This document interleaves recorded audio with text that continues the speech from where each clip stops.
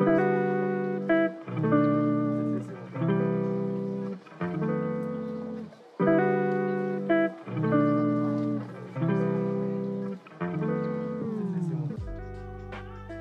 back to the Floyd Memorial Library podcast, where you'll find information on what's going on the North Fork of Long Island.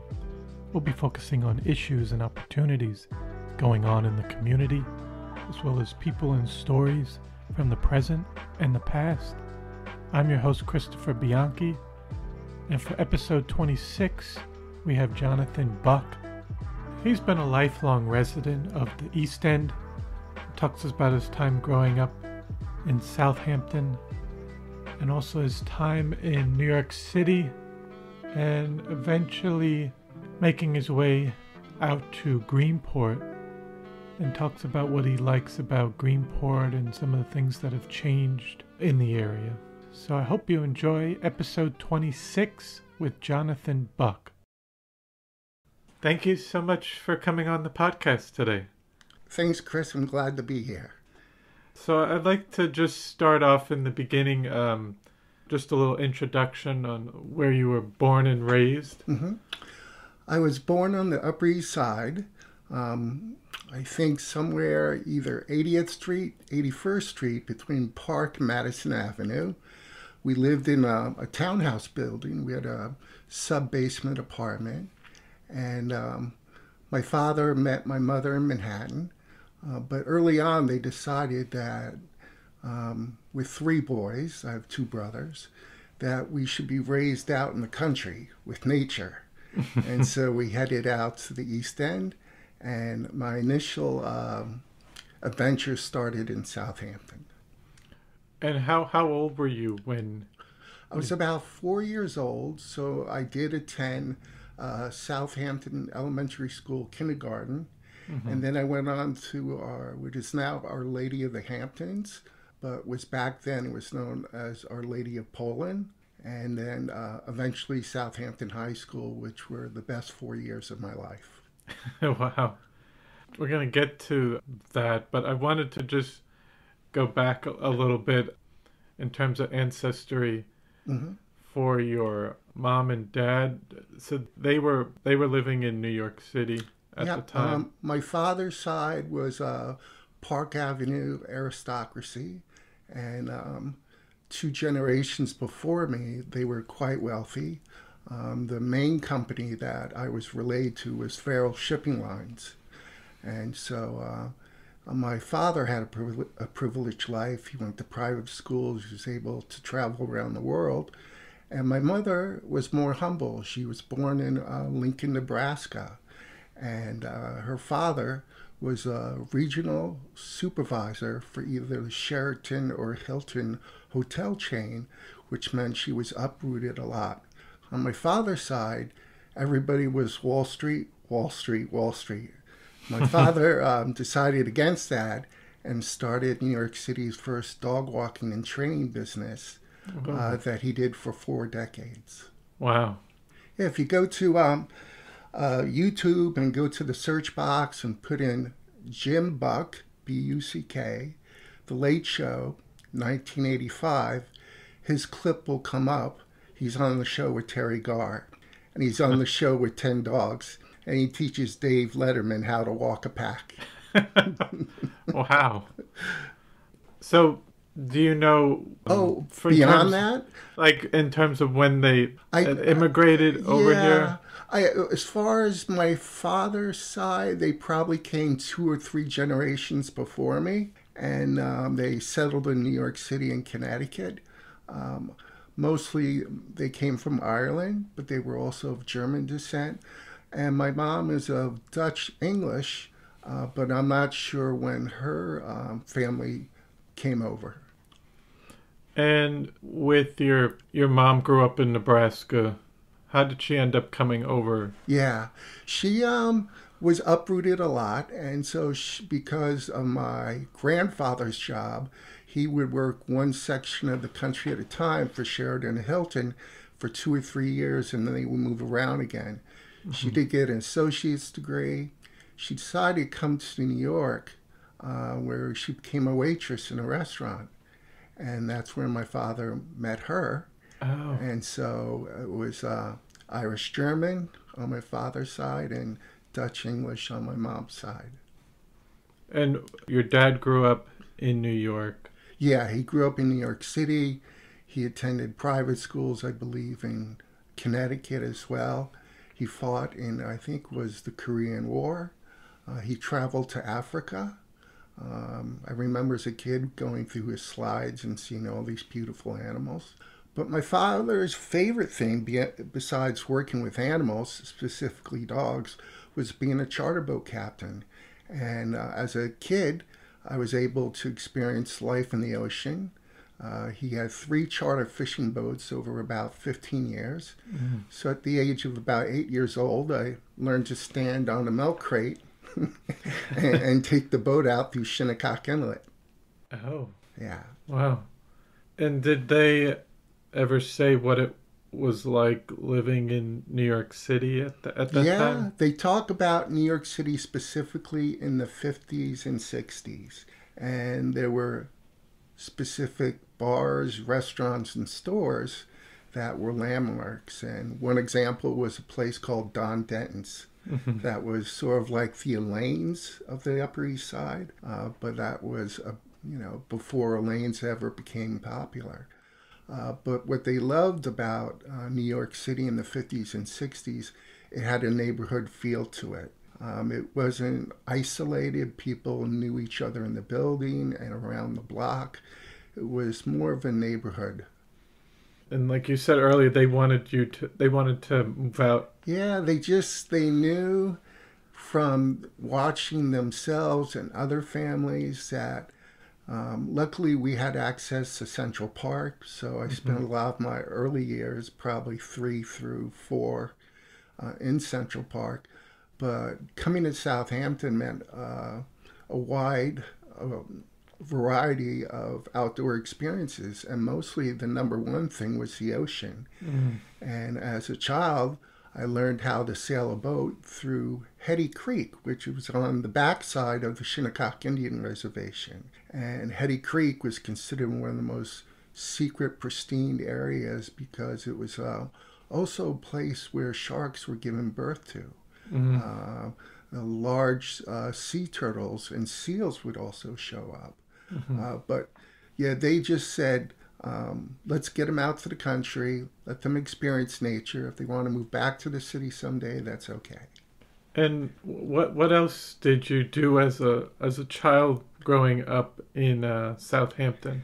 My number one thing was bicycling. I had a forest green Raleigh 3-speed bike. And at that time, in the 70s, late 60s, there were a series of hidden bike trails that ran parallel to the major streets, such as Hill Street in Southampton. So we would bicycle into town. This started as early as 2nd grade. You didn't need a bike lock. You didn't need supervision. The other thing I did as a child, we had an annual summer circus. It was only 25 cents for admission, complete with a magician, stunts and small plays and skits, and even a concession stand.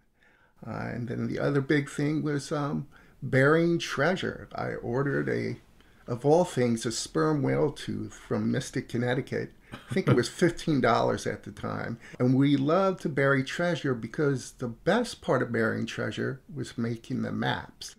So if you wanted to go back, it was sort of like a time capsule. You could find out was the treasure still intact? Mm-hmm. Did it decompose? And it was kind of like folklore, in the neighborhood. And the biggest thing I love as a kid, and still do today, model rocketry. I love model rockets. And Estes is the company that makes them. So at a very early age, I learned responsibility working with those type of engines. And getting as high as anywhere from 1,000 to 2,500 feet. Sometimes the rockets got so high, they never came back down. It just disappeared. They disappeared. They caught an updraft and they went away. And around what year was this that you were as a child in Southampton? It was around, I was born in 61. We came out probably around 65. Okay. And I went to Southampton High School and graduated in 79. And at that time decided to go back into the city to attend Pace University with the mindset that I would get a job on Wall Street. My parents had a messy divorce after 20 years.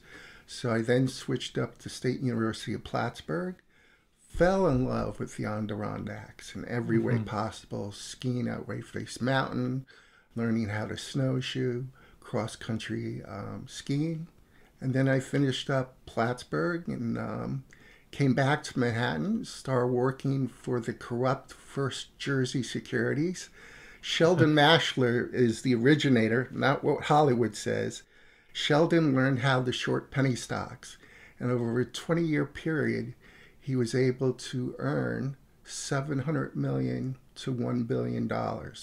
He was fined by the SEC for $160 million, which isn't too bad of a hit when you take over $700 million plus. I then moved on to Payne Weber, which existed at that time with E.F. Hutton, and I was a senior branch auditor. I traveled to 37 states in 3 years, making sure that the branches and the stock brokers were compliant with SEC rules and regulations. So what I often did, if I say I was down in North Carolina, and I was in proximity of Kitty Hawk, I would tag on an extra day, pay my own expenses, and learn how to hang glide in the Outer Banks. Yeah. And then just to go back in high school, did you know what you wanted to do coming out of high school? Not really. I was kind of brainwashed into, do anything but something here out on the island. You wanted to leave Southampton. Well, my family wanted me to leave Southampton, and they wanted me to work on Wall Street like all of their family had done. And then after I had worked at a number of firms, I decided this is not the thing for me. And I took some time off and just to think about what do I want to do next. And by accident, I fell into a coaching position at the Allen Stevenson School, an all boys private school on the Upper East Side. And from there, I became a substitute teacher. And someone said to me, "You're really good at this teaching thing. The only thing you need for a private school is a master's degree." So I went to Bank Street College, located near Columbia, and went to school 4 years a night and earned a Master of Science in Early Childhood Elementary Education. And I began to teach kindergarten and third grade at 2 other schools as well, Ridgefield Academy in Ridgefield, Connecticut, and Tuxedo Park School in Orange County. And how long were you in? And then this was after you had gone to Plattsburgh and then came back, and then. So it basically went, Pace University, Plattsburgh, come back to New York, try out some Wall Street jobs. Didn't like that. Took a break off. Was actually living out here in Orient for a while. And then I got invited. I was working at the time with the New York Roadrunners Club as a receptionist and a librarian. And I started the New York Flyers Running Club, which today is the largest local running club after 35 years. We have somewhere between 600 and 700 members. Wow. And the purpose of the club is to encourage and promote the average runner. The other local clubs in New York are very competitive. So that kind of segued into, I should be doing something else other than a desk job. I should be doing something that really it comes from my heart. I have some autonomy. And so I got nudged into teaching. And then I started out as an assistant teacher in kindergarten, and then eventually assistant in third grade, and then acquiring my own third grade classroom. But it was a long, long process. Nothing was instant because I was definitely floundering. I was in no rush. Everyone else who I knew in New York was on the fast track. Make money, make fast, retire early. And I was like, it's a great city. You know, the favorite thing about New York was walking around the entire city all the time. One of my favorite walks was walking from the Upper East Side with my girlfriend all the way to Red Hook, Brooklyn. It takes about 6 hours. Wow. You have to walk down the promenade on the east side, cross over on the Brooklyn Bridge, go over to Atlantic Avenue, take Van Brunt down to Coffee Street, and you take a couple breaks for food along the way. But Yeah. it's just, New York is filled with sights, scents, and sounds. And it's unlike any other place in the world. And when I lived in the dormitory at Pace University, my dorm room faced the Twin Towers. So every night I would watch the maintenance staff cleaning the different floors, and lights going on, lights going off. And right across from my window was City Hall. And of course, the most important thing on Park Row, which was the kind of the triangle area, was J&R Music World, which had 12-inch remixes of all my favorite dance clubs. And, you know, while living in New York, even college or when I came back temporarily, or when I went into private school teaching, I went to all the clubs, including Studio 54, the Mud Club, where Dan Aykroyd lived with his girlfriend on the third floor, Xenons, New York, New York, Danceteria, Area, The Tunnel, Webster Hall, Palladium, Limelight. So every week we would wait for one paper and one paper only, The Village Voice. And as soon as The Village Voice came out, we knew where the Ramones were performing, B-52s, you know, and back in the 80s, you didn't need $100 to go out. All you needed was $20. And you could go out for a full 3-4 hours. And not have to worry about running out of money. No, it's just, in those days, people, if you ran out of money, they said, well, let me take care of you. I'll cover your next drink. But it was a very friendly group of people. And my initial years, I lived in the West Village near Washington and Charles Street. It was a building originally designated to be an NYU, New York University housing project, but it fell apart. It became rent controlled. Now imagine this. I'm with 3 of my college roommates. It's a 4-bedroom apartment. We each have our own apartment. There's, I think, a bathroom and a half, a kitchen, small dining area, living room. The whole apartment, $800. So that meant each person $200.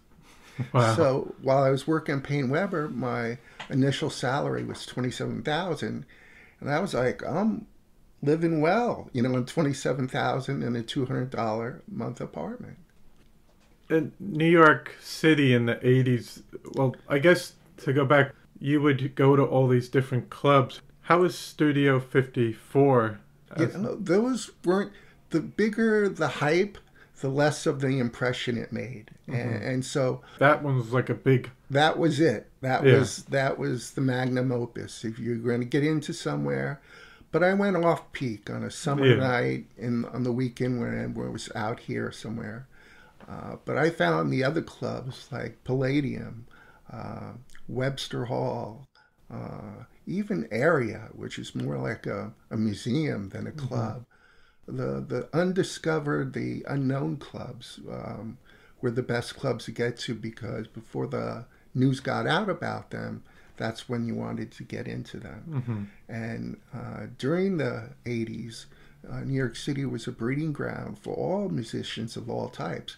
Even Philip Glass, you know, who is mostly, I don't know how to define it other than classical.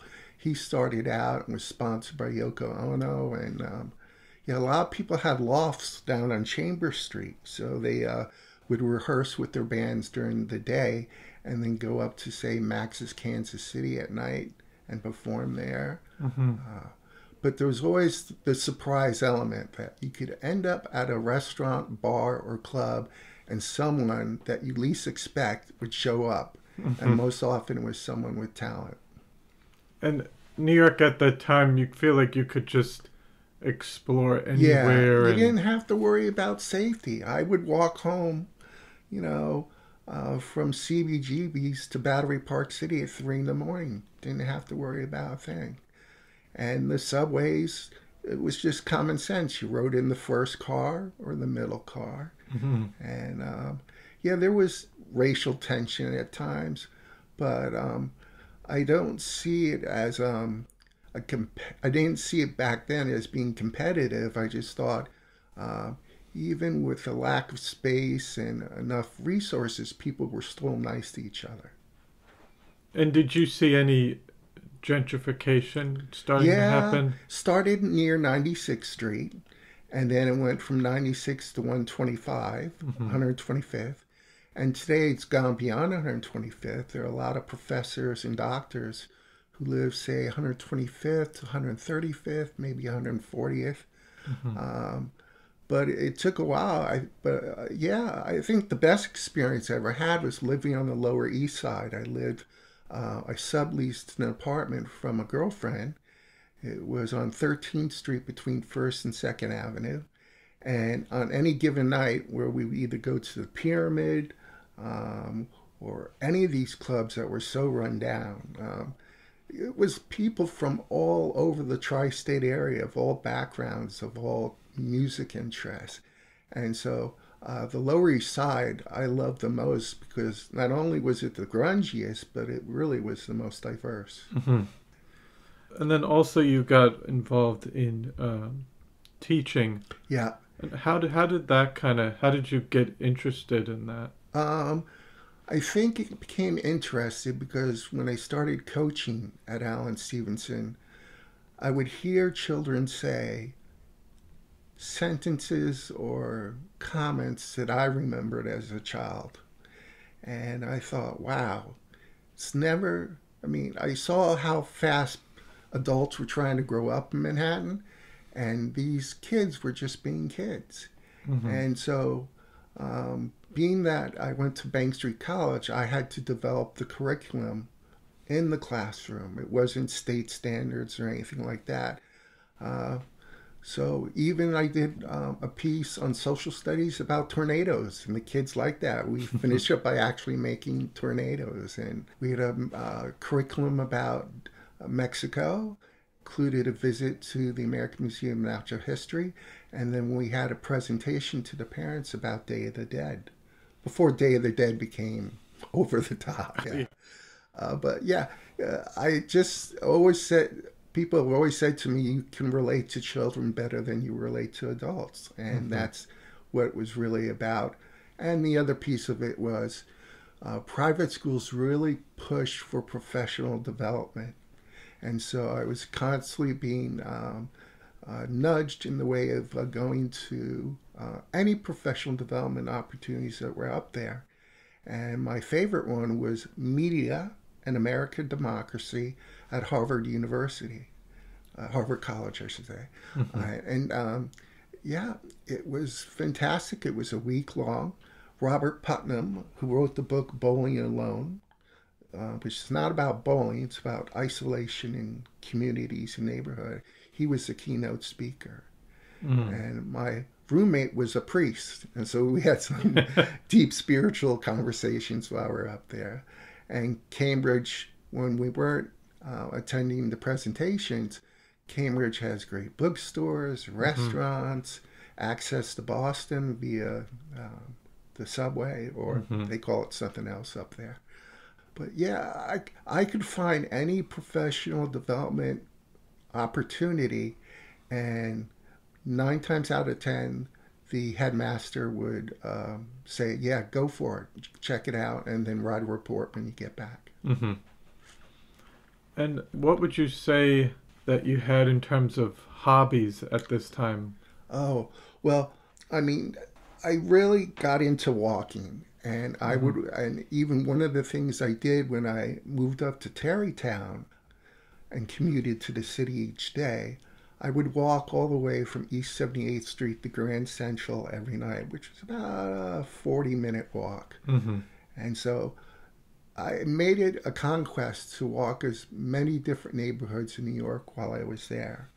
And of course, nature. Every year I took the third grade class up to Harriman State Park, and we would hike the Appalachian Trail.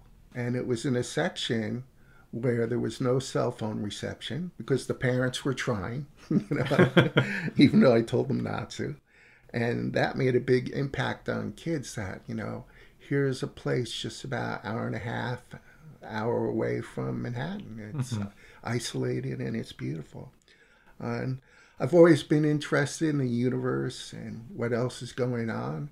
And I would organize star parties. I organized one with Alan Stevenson at a parents' house up in New Bedford in Westchester.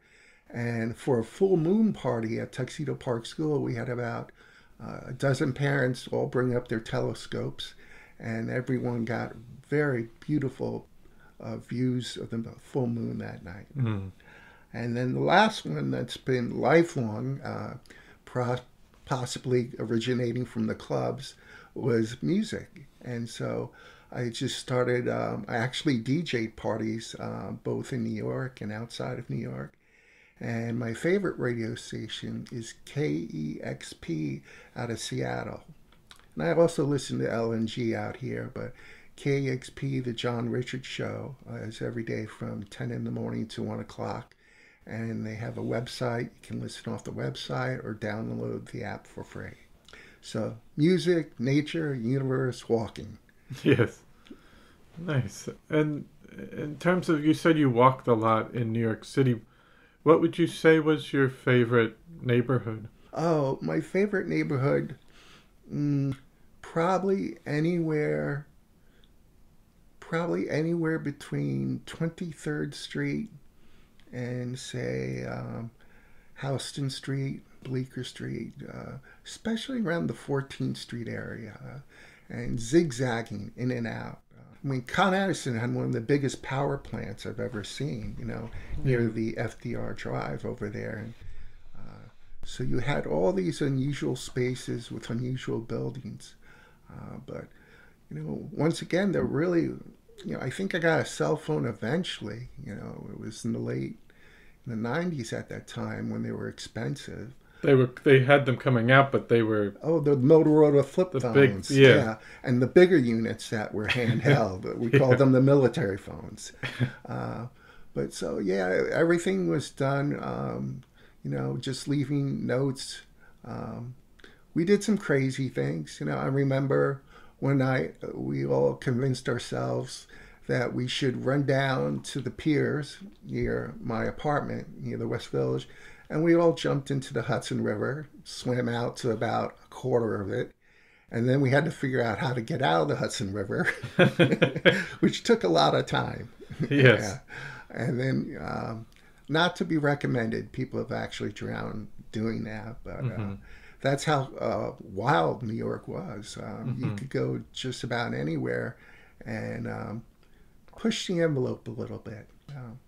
One of my first memories as a 16-year-old was not having a driver's license, taking the family car, driving to Manhattan, going to Macy's, buying clothes, and then driving back home. And what about, because you mentioned the cell phones, but what about computers at Oh that my time? gosh. In high school, we had punch cards. So if you were lucky, you started out in BASIC, which was the language, and then I think you went up to, it might have been Cobalt, I'm guessing. But it was just punch cards. It wasn't really a screen. And then the first year I worked at Alan Stevenson, we got one Apple, and that was the first Apple that came out. And it was a 3x5-inch screen, black background with green letters. And we would do our weekly school newspaper on that.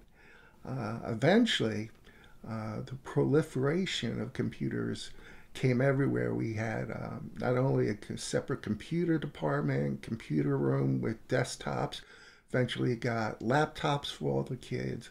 And so now the big thing as I was exiting the private school career was smart boards. And so smart boards were really about projection and incorporating lessons into the technology. And yeah, that was important. You always had to be on the go with technology because it's almost like a competition with the various private schools who had the best technology. So luckily for me, I've been around Macs for 30 years and I've been learning more about Windows for the last 5 years.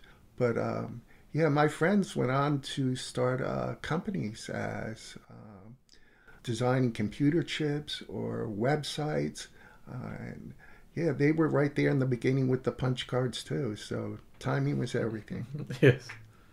And you had mentioned earlier on about high school being the best. Why would you say that was your best Our time? Lady of Polling, if you were caught daydreaming, you were slammed with a ruler to wake yourself up. Everything was memory and rote. I had delayed reading. I didn't start to read till I was in 5th grade.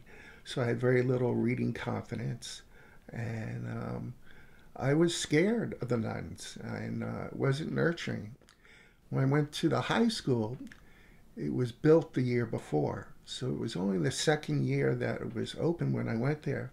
We had our own planetarium, state-of-the-art stage and theater system, all the video camera technology that was available at the time. But the best thing we had was teachers. And the teachers really loved their jobs. And Mr. Derndak, who used to work for Grumman, he was an engineer. Mr. Barker, who taught oceanography, who later became the high school principal. Mr. Strickland, who taught Spanish, who would actually take the kids on a field trip to Puerto Rico. And yeah, the teachers were passionate. And I think that's where I got the sense that if you're passionate about something, it's not work. It's simply loving what you do. And do you think when you taught later on, you kind of brought some of the same principles? Yeah, I definitely brought everything that was positive about high school into my kindergarten and 3rd grade classrooms, because I saw at the time how the divorce, and my family, my mom was divorced 3 times, and I had a guidance counselor who was not my guidance counselor, who would chase me down the hall to make sure I would leave Southampton, go to college, and figure out a way to do it even though I had no money. And yeah, people cared enough to make sure that you were taken care of.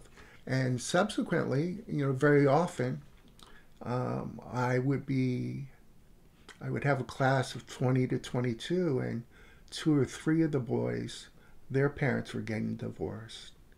And I could see the anger and the trauma in their eyes. They sometimes became too introverted or recluse. So I became compassionate for family strife. And moving forward, what happened after you taught? Did you come out this way? No, what I did is I did the 20 years.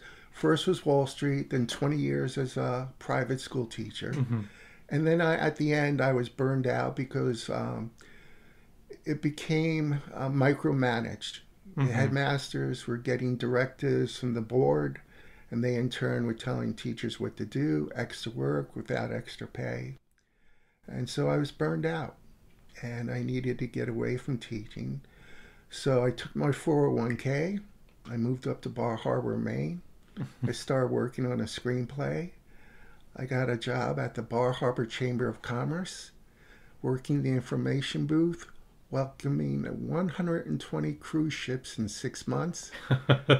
And my biggest day was 1,100 inquiries. That was completely insane. But the better job than that was the Bar Harbor Whale Watch, where I actually wrote the script or the narration, the narrative. We would go out for a 2-hour nature cruise on Frenchman Bay, and the highlights was finding bald eagles. And my record in 2 hours was 17 sightings. So I would have fun with that. I would say at approximately 2,784 feet and maybe 6 inch, no, make it 7 inches. There's a bald eagle at 9 o'clock. And they would think I was just kidding. And sure enough, when we got closer, they would see the bald eagle was there. The reason they knew that because they were usually there every day. So it worked to my advantage. We would see things like a mola mola, which is a big sunfish. Sometimes thrasher sharks would come through, pilot whales, and just all types of other birds as well. But the coast of Maine, especially from Sand Beach and going south along Acadia National Park, is absolutely beautiful. And so it was my reset button. I needed to connect after New York, after teaching. And unfortunately, the pay was dismal. I think my first hourly wage at the Chamber of Commerce was $9 an hour. And then I got bumped to $10 an hour, but I had to keep it a secret. And then I made $45 for 4 hours work with the whale watch.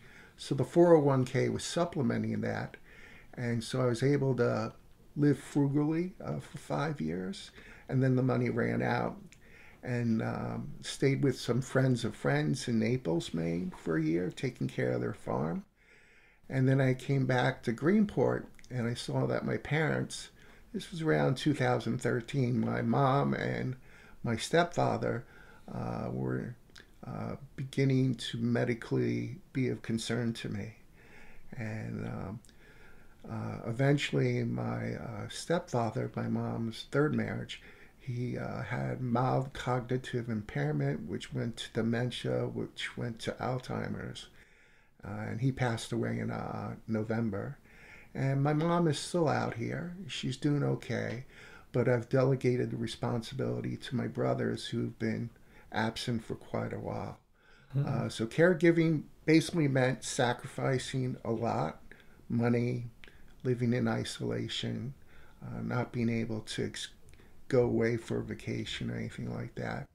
And I've begun to receive some Social Security now, so I'm being able to jumpstart my life again.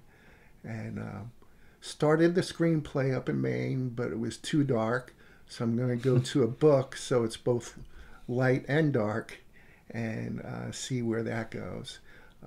But did you how did you decide on Bar Harbor, Maine in the beginning?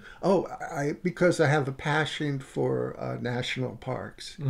And I've been out. My favorite, when you've been to the Grand Canyon and your eyes can't adjust to the depth that you're looking at, or Yellowstone National Park and all the different colors around the sulfur pools.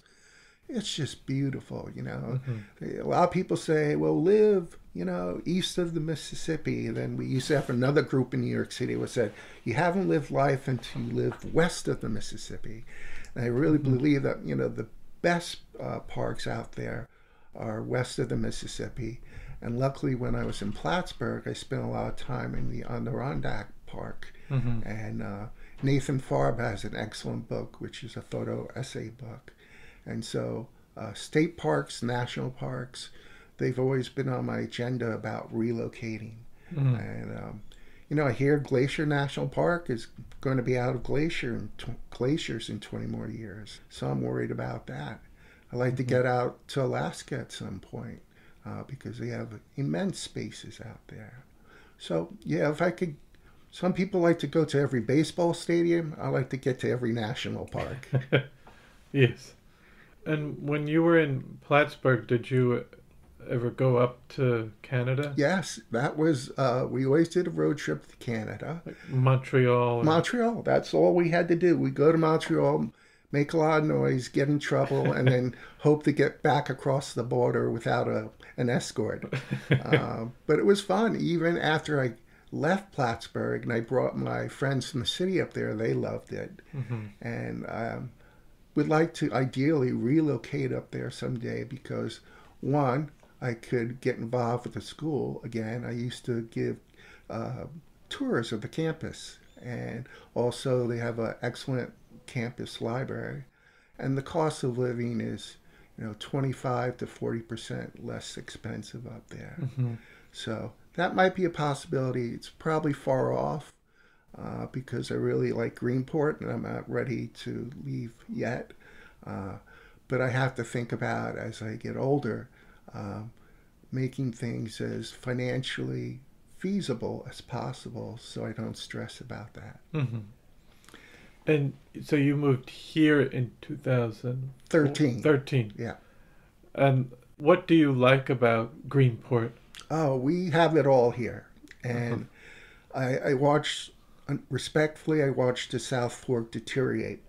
From after growing up there and seeing how it's changed. One day I was taking my stepfather to Manhattan Dermatology in Hampton Bays, and there's a group of 4 people. And they're using words like disaster, catastrophe. And in between these words are using streets that I know and neighbors that I knew. So I jump in and say, hey, I'm Jonathan Buck. I grew up here on Corrigan Street, near Halsey Street and Breeze Lane and Moses Lane. And we ended up all knowing the same neighbors, the same friends, the same people. But what they were articulating, that it's no longer a place where you know the store owners. You have the big stores from Manhattan in a small town. Mm-hmm. And growing up in Southampton then, you knew Herbert's Market. You knew the Moore Studio where you had your film doll. Ralph's Haircutting, I believe, is still out there. And then the First Fudge Company. So the Hamptons have become a mini Manhattan, Mm-hmm. And who would think that, a reverse commute at 6:30 in the morning passing McDonald's would put you in a traffic jam on a weekday? Mm-hmm. That never happened. There were no traffic jams in 79. No traffic at all. You could drive from Southampton to New York City in an hour and a half. Back then it was 65, but you could still get to New York City. And here, we're lucky because the Conic Land Trust does an excellent job with both forks, but they appreciate that we make a big effort here, both with Southold and Greenport and the other towns, to preserve the land because luckily we have the vineyards, which not guarantee, but hopefully will keep them as open spaces. It'll be good for the agriculture and the soil and the wildlife. And, I often refer to the North Fork as the Midwest of Long Island because it's nice and open and flat. And you see beautiful sunsets and sunrises. And from my apartment, I can walk the 67 steps, see a huge glacial erratic, or I can go down 5th Street to the beach, walk all the way there, hop on the S92 bus, go to any other parks along the local roads and hop on, hop off. Or if I want to take the bus out to Orient, there's a hiking trail there. We have the Orient Park out there, which if you ever hike all the way to the end of the peninsula, it's a long hike. Yes. It takes a long time. You have to bring a lunch at least. So we're blessed in that way that I think the North Fork is doing an excellent job of keeping the natural resources in place, and especially the landscape. Compared to the South Fork. Yeah, and Up Island's a disaster. It's all mini malls. Yes. We didn't have that many mini malls. I always say to people, if you want to see a disaster, go on the Sunrise Highway and go past the Brookhaven landfill, which is ready to explode because so much methane gas is in it. It's about 6-7 stories high. And the 2 public schools that are nearby, the kids have gotten sick, the teachers have been sick, and the parents have been sick, which makes sense when you have a direct proximity of a huge landfill. It's right up there with Staten Island and Fresh Kills. So, unfortunately, my concern as a lifelong resident out here is both the salt and fresh water. We've had a declining bay scallop harvest year after year. We have chemicals that are being flushed into the bays. And our aquifer is contaminated all the way from Grumman, Bethpage, all the way out to Orient. The forever chemicals are now present underneath the Riverhead landfill in Calverton. And we have a Superfund site in Hampton Bays because the fire department used chemicals as part of their training exercises. Mm-hmm. So the word Superfund never used to exist on Long Island. So finally, why are Superfund sites popping up on Long Island? Why is the aquifer cancerous and slowly dying? And, we had the one guy who was written up in Newsday newspaper last year. He went through something like 21 million gallons of water in 1 year just to water his lawn on Dune Road, which is now called Meadow Lane. The wealthiest of the wealthiest in Southampton. So there's, if you were in Washington or Oregon, people don't have lawns. They have wildflowers. Mm-hmm. And so we have to stop killing the aquifer. We have to think about garbage because we're running out of space for that. And we have to think about how to support organic farming. And part of that has started with the vineyards. They're trying to use less chemicals and more natural elements and keeping their harvest healthy. Because once those chemicals get into our body, they will cause cancer down the road. So John Halsey, who I've known for 40 years, who's in the process of looking for leadership to eventually replace him, has helped preserve approximately 14,000 acres of land out here. And he came back from California, I think, or the West Coast. He said this thing, like, this was way back in the 70s. What's happening out here? Like, there's houses all over the place. Mm-hmm. And, it doesn't mean anything to build a house in a potato field. It just doesn't. There's no point to it. Mm-hmm. But for a farmer who isn't making a decent dollar on his crop, he will eventually sell out. And when he does, the financial repercussions are even worse because they are hit with a number of taxes which cancel out the profit that they make. Mm-hmm.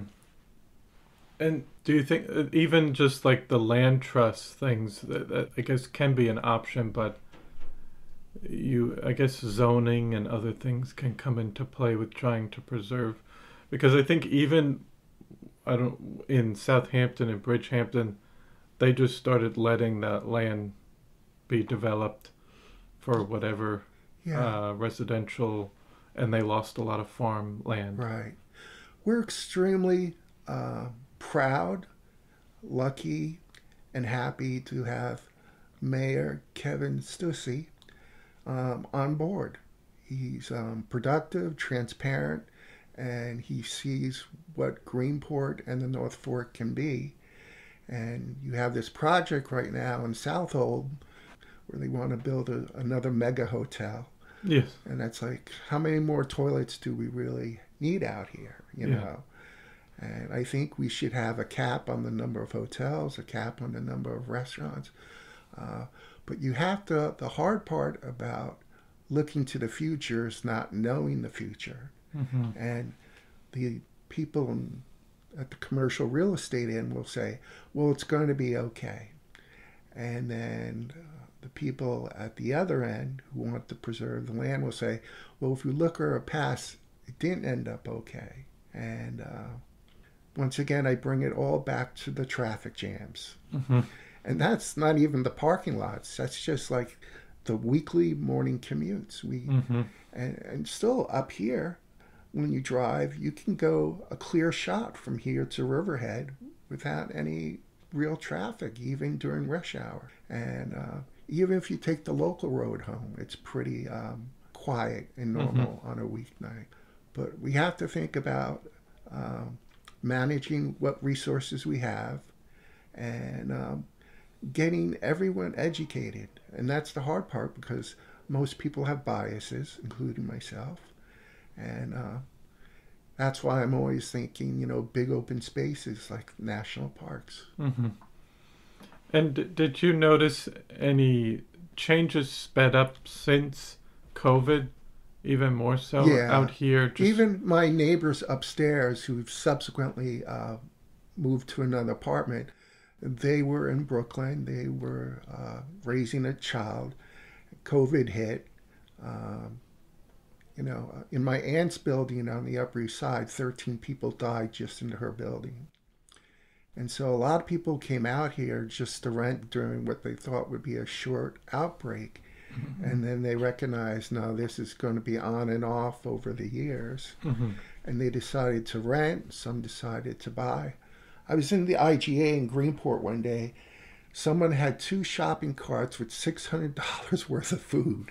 And I felt so sad for the cashier that she had to ring up $600 worth of food. yeah. There's a story of someone in Southampton that went to Cinderella and purchased, and then it was delivered, $8,000 worth of frozen food. $8,000, like it's the end of the earth, So, yeah, it's getting those people not always just to buy homes, but to become part of the movement, whether it's Peconic Land Trust or some other organization that can help us move forward at an appropriate pace. There will always be development, and there will always be goals to keep the land intact. But what we don't want to do is miss opportunities. And I'm so happy, that we have this library here. It is not only my second room, living room, but it's my thinking place. It's my think tank. And I come here often to... you have a book upstairs now called Understanding Our World, published by Taschen, Taschen, German publisher. Yeah. And it's all the graphs and images. It's a wonderful book. It sums up the world pretty much in one book. And so that's what I'm always looking for, something to awaken my intelligence and make me even more curious. And yeah, I'm just really happy that, 10 minutes away from 67 Steps, I can get the camera down there, take some nice sunset pictures. 2 summers ago, I had a bald eagle doing circles over my driveway every day. Just amazing, And of course, every night, the deer clan, Mama Deer and her 3 babies, come through my property, same trail every night. Luckily, they don't get hit by a car crossing Main Street near Broad. But yeah, we've gone from like pickups to Ferraris and Lamborghinis and Teslas, probably more Teslas than anything else. So we need to make the playing field equal for everyone. And I'm just happy I live in a community that respects everybody and also appreciates the outside world. And then are you also working on anything else right now in terms of writing? Yes. My friend, Kurt Billing, his nickname was Nature. After I quit Wall Street in the 80s, I took out a $5,000 loan from American Express. We went to the Himalaya Mountains for 3.5 weeks. We trekked 60 miles near Annapurna, Machu Picchu South. Got as high as 14,000 feet, which, if you can believe it, is still the tree line. You can see the snow at 18, but once you get about 15,000 feet, you get altitude sickness. So it was 60 days, 60 miles in about 2 weeks of trekking. And then from there, we went to the Suntozi River, Class 5. And he almost drowned on that trip, but he's comfortable in dangerous situations. And then while we were in the Chitwan National Game Park, we rode in a dugout canoe that looked like it was about to sink because everyone was heavy. And for the first time in 2 to 3 years, there was a sighting of a Royal Siberian tiger and her cub, which swam so close to the bow of our dugout canoe, you could see the sheen of the water droplets and smell her musky aura. So I'm working on an essay that I started in 2010.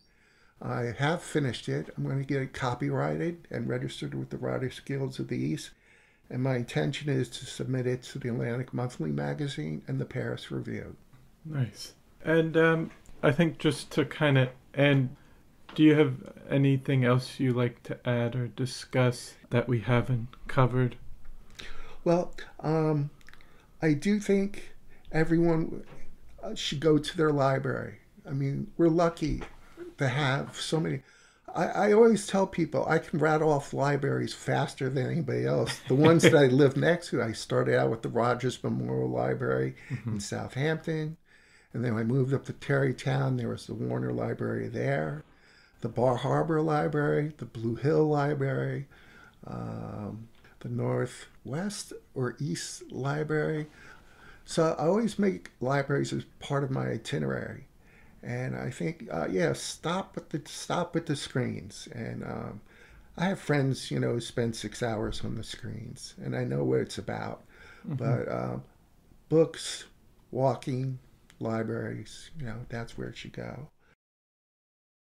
So I want to thank you so much for coming on the podcast today and telling your story. And I love seeing you come into the library, and I want to thank you again for all that you do and supporting the library and coming in to talk on the podcast. Yeah, and podcasts are the new CB radios, Yes. When I was growing up, it was fun on a Friday night, go down to Walker Blaine's house on Ox Pasture Road, and it was all about getting on the CB and finding someone.